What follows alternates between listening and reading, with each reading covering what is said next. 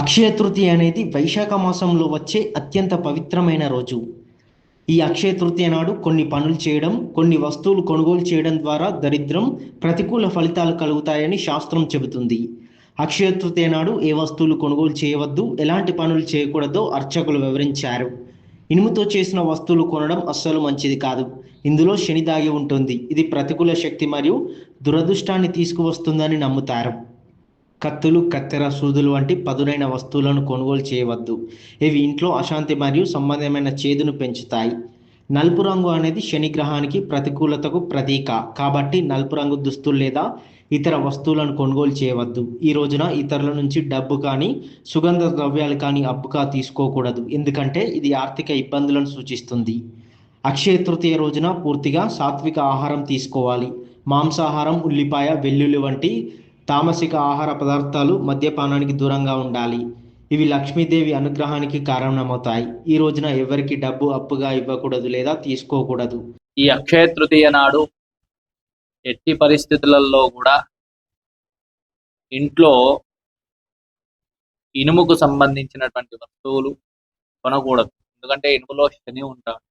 పత్తికి సంబంధించినటువంటి వస్తువులు కొనకూడదు. పత్తిలో శని ఉంటాడు. ఇనుములో శని దాగి ఉంటుంది కాబట్టి ఇనుము, ఇటువంటి పత్తి, ఇటువంటి వస్తువులు కొనుగోలు చేయకపోవడం వల్ల మంచిదనే అభిప్రాయం ఉంది. కాబట్టి కొనడం, కొనకపోవడం అనేది పక్కకు పెడితే ఏది చేసినా, ఏది ధర్మబద్ధమైనటువంటి కార్యం అయి ఉంటే అది మంచి ఫలితాలని. అధర్మ కార్యాలు చేయకూడదు. ఇనుము అధర్మమేం కాదు.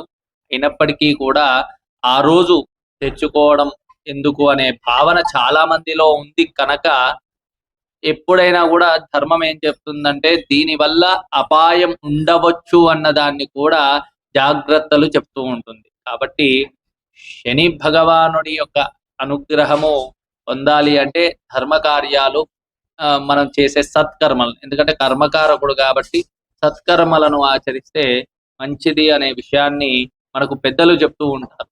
కాబట్టి అదే విషయాన్ని మనం పాటించడంలో తప్పు లేదు. ఆ భగవత్ అనుగ్రహాన్ని పొందవచ్చు, పెద్దల అనుగ్రహాన్ని కూడా పొందవచ్చు.